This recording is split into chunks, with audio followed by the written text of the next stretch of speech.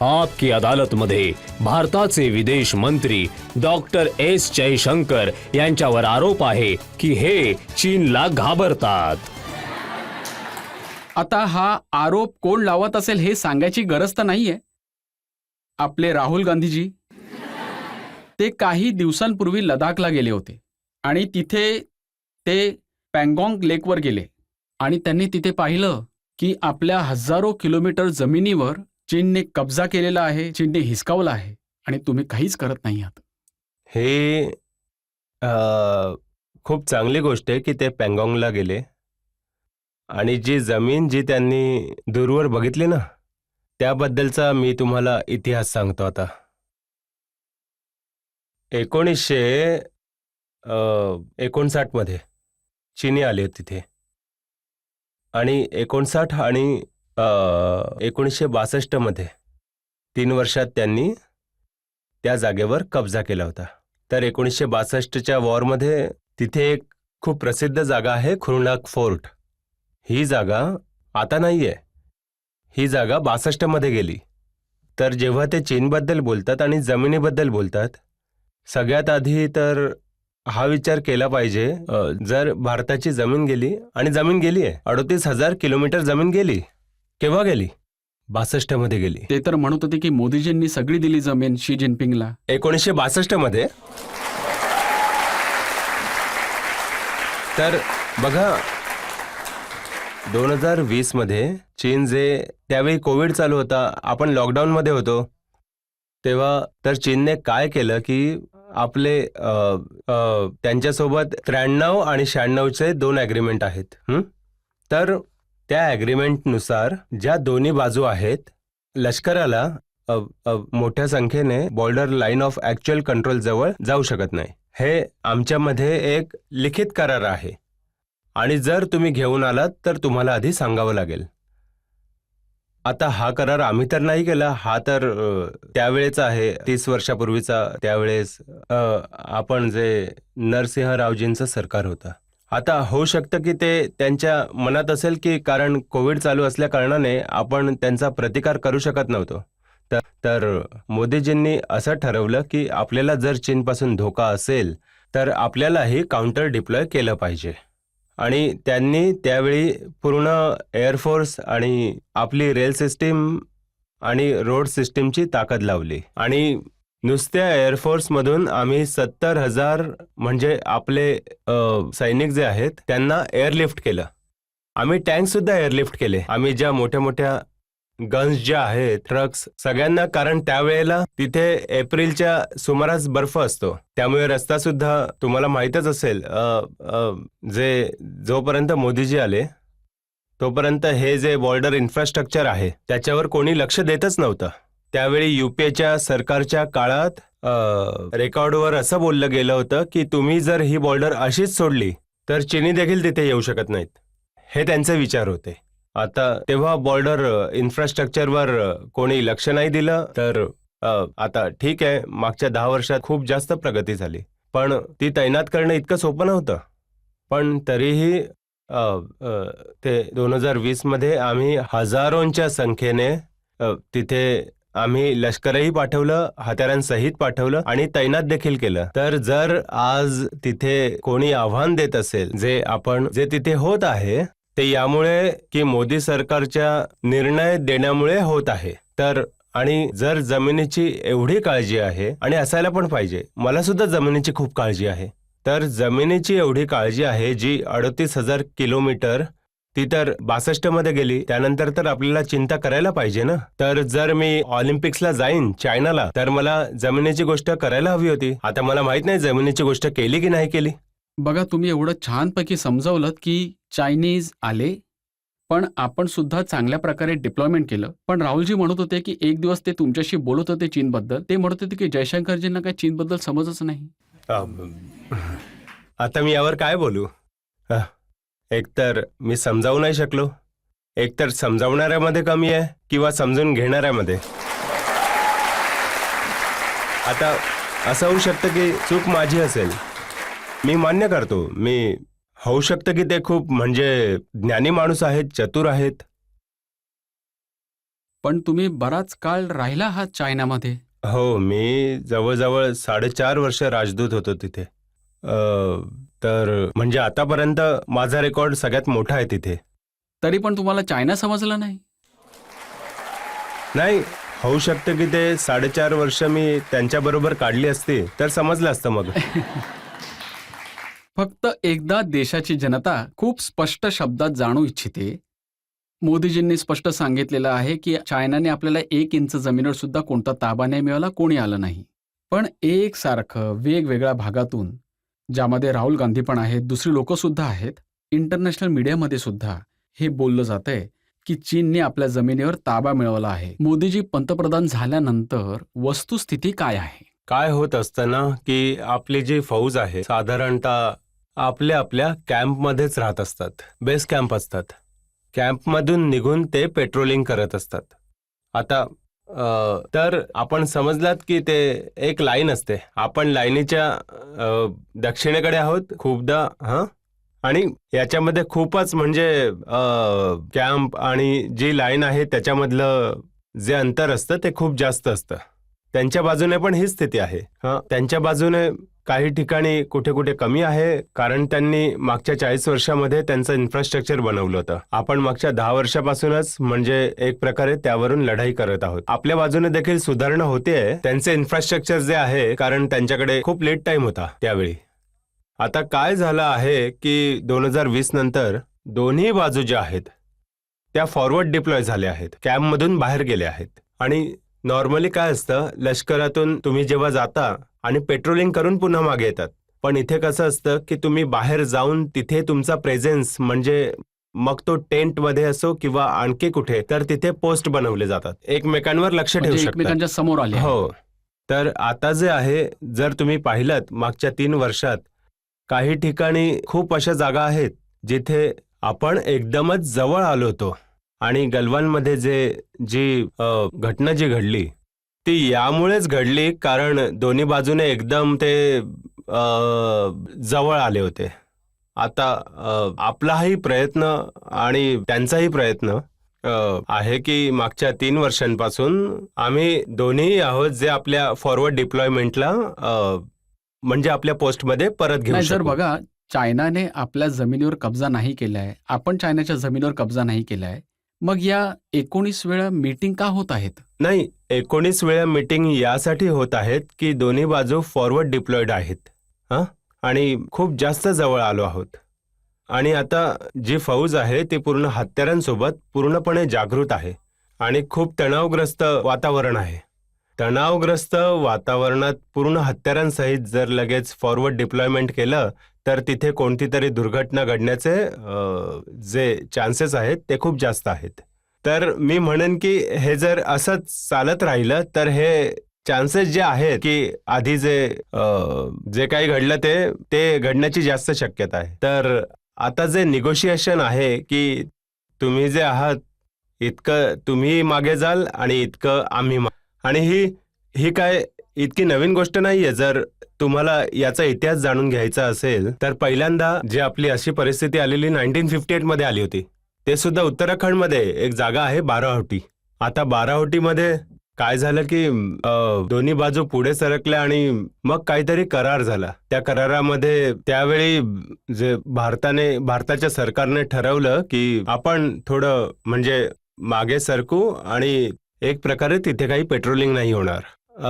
जे 1980 मध्ये 1980-90 मध्ये जे 1986 मध्ये एक सुंदरंगचू नावाची जागा आहे अरुणाचल प्रदेशमध्ये. तिथे बातमी आली की चायनीज घुसून आत आलेत.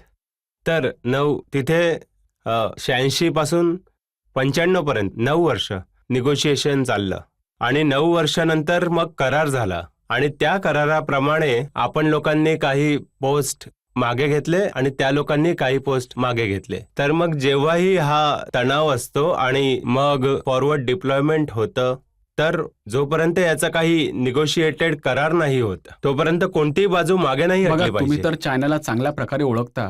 का ते सारखं अशी लबाडी करतात? आपल्या आपापसात सीमा काय आहे, काय असली पाहिजे यावरून वाद तर आहेतच. पण माझ्यासाठी जे आहे चिंतेचा विषय जो आहे थोडं मी असं सांगेन की मी विचार करतो की यामध्ये काही राजकारण सुद्धा आहे. कारण जेव्हा करार झाले आहेत की हे होऊ शकतं की तुम्ही म्हणताय की ही माझी जमीन आहे आणि मी म्हणतोय की नाही माझी जमीन आहे. हे तर आहेच. हे मागच्या 50-60 वर्षांपासून हे वाद चालू आहेत. पण यावेळी मला जो सगळ्यात मोठा जो मी सांगेन की मुख्य मुद्दा जो आहे हे आहेत की आपले इथे ॲग्रीमेंट्स होते. 2 ॲग्रीमेंट्स होते, 93 आणि 95चे 2 ॲग्रीमेंट्स होते. ॲग्रीमेंटनुसार त्यांची जी फौज आहे ती कोणत्याही बॉर्डर एरियामध्ये मोठ्या संख्येमध्ये नाही आणली पाहिजे. आणि जर त्यांनी मुद्दामून याचं उल्लंघन केलं आहे आणि हे मुद्दामून केलं आहे कारण चूक होत असते. चूक जर झाली तर ती 100ची झाली असती, जास्तीत जास्त 1000ची झाली असती. 10,000मध्ये चूक कधी नाही होत. हा कोणता तरी प्लॅन असतो, कुठली तरी ऑर्डर असते. तर जेव्हा त्यांनी याचं उल्लंघन केलं याचा अर्थ असा आहे की त्यांच्या मनात कुठेतरी कोणता तरी दबाव टाकायचा आहे आणि या दबावावर उत्तर जे आहे ते हेच आहे की आपल्याला जे आहे त्यांचा सामना याचा केला अर्थ पाहिजे. जे म्हटलं जातंय की मोदीजी चीनला घाबरतात मग? याचं नाही, हे तर त्यांचा प्रयत्न आहे आपल्यावर दबाव टाकण्यासाठी आणि आपलं उत्तर हे आहे की आम्ही जे आहोत ते काउंटर डिप्लॉय केले आहे. आमची फौज उभी आहे. जर तुम्ही जगाला विचाराल, जर एक देश जो चीनसोबत म्हणजे हेड टू हेड जो सामना करत आहे तो भारत आहे. आणि तुम्ही आता असा विचार करा की कोविड होता तेव्हा पूर्ण फौज एकत्र करून पाठवणं कठीण काम होतं. हो, त्यावेळी आम्ही याबद्दल जास्त चर्चा नव्हती केली. आम्हाला वाटलं की हा राष्ट्राच्या सुरक्षेचा मामला आहे, म्हणजे यामध्ये लोकांचं भांडण होऊ शकतं, म्हणजे मग यामुळे आपला फायदा नाही होणार. तर जी सैन्य दलाच्या हालचाली आहेत या खूप मोठ्या संख्येने झाल्या आणि आज कोणी जगामध्ये चीनच्या समोर म्हणजे नजर भिडवून जर कोणी उभं असेल तर ते आपणच आहोत. जयशंकरजी, जेव्हा नरेंद्र मोदी पंतप्रधान बनले तेव्हापासून आतापर्यंत 18 वेळा 1-to-1 मीटिंग झाल्या आहेत शी जिनपिंग सोबत. त्यांनी तर त्यांना भारतात पण बोलवलं, झोक्यावर पण बसवलं. त्यांना असा कोणताच सन्मान राहिला नसेल जो दिला गेला नाही. असं कोणतं नातं राहिलं नाही जे बनवण्याचा प्रयत्न केले नसतील. नातं तर बनलंच नाही याचा अर्थ. कूटनीतीमध्ये प्रत्येक देशाला असं वाटतं की त्यांचे इतरांशी म्हणजे खास बापरे. करून आजूबाजूचे लोक आहेत त्यांच्याशी संबंध चांगले व्हावे. हे तर स्वाभाविक आहे. कधी कधी असे शेजारी असतातच जिथे तुम्हाला कूटनीतीशिवाय जमिनीमध्ये पण काही याची तयारी करायला पाहिजे. आणि आता जर तुम्ही मागच्या 10 वर्षांमध्ये पाहिलं की फरक काय आलाय, फरक आहे की 2014 नंतर जर तुम्ही बॉर्डर इन्फ्रास्ट्रक्चरमध्ये पाहिलं की काय प्रगती झाली आहे, तर जे रस्ते बनवण्याचं काम चालू आहे, जे बोगदे बनण्याचं काम चालू आहे, हे जे ब्रिज बनवण्याचं काम आहे, हे जवळपास 2 पट, 3 पट, 4 पट वाढलं आहे. आणि आज जर आपली ही डिप्लॉयमेंट होत आहे, हे 2014च्या वेळी किंवा त्याच्या आधीही होऊ शकत नव्हतं. आपल्याजवळ ते लॉजिस्टिकच रस्तेच नव्हते तिथे पोहोचायचे. आणि तिथे मेंटेन करणं, तुम्ही विचार करा, तिथे तापमान जे -20, -30 पूर्ण वर्षभरात इतका बर्फ जमा झालेला असतो, तिथे पाणी सुद्धा लोक बर्फ वितळून पाणी पितात. तर त्यांच्या अडचणी तर बघा. आणि या अडचणी असून सुद्धा इतक्या मोठ्या संख्येत आपण पाऊस डिप्लॉय केला आहे आणि तिथे त्यांनी मेंटेन केला आहे.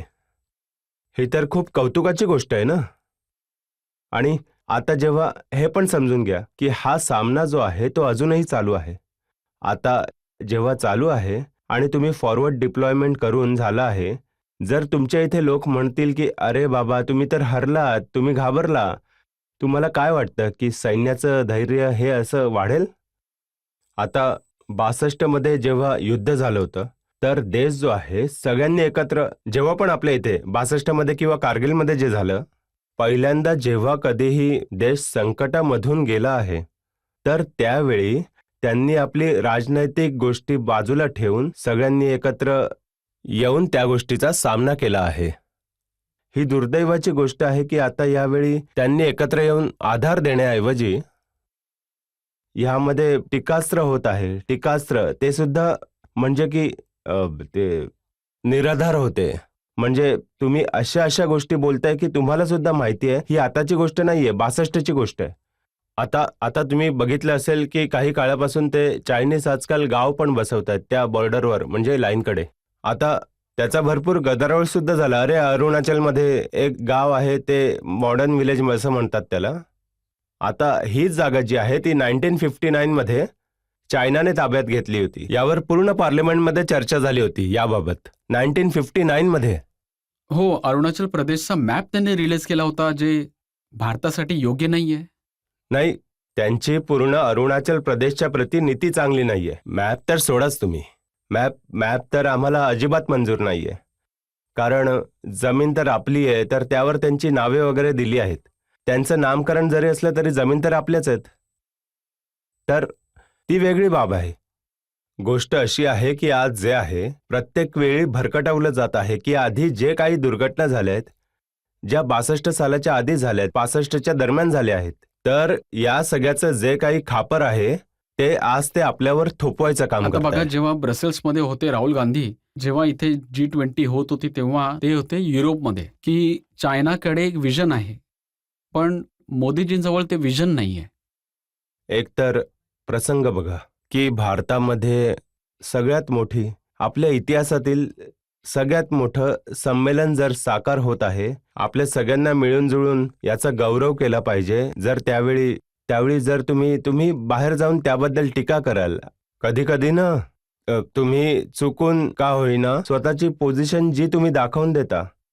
जसं तुम्हाला माहितीच आहे की बेल्ट अँड रोड, तुम्हाला माहिती आहे ना, चायनाचा सगळ्यात मोठा कनेक्टिव्हिटी प्रोजेक्ट जे की जगभरात ते वेगवेगळे इन्फ्रास्ट्रक्चर बनवत आहेत. आता हे बेल्ट अँड रोडची प्रशंसा करतात. आता हा जो बेल्ट अँड रोड आहे तो पाकिस्तान ऑक्युपाईड काश्मीरमधूनच जातो.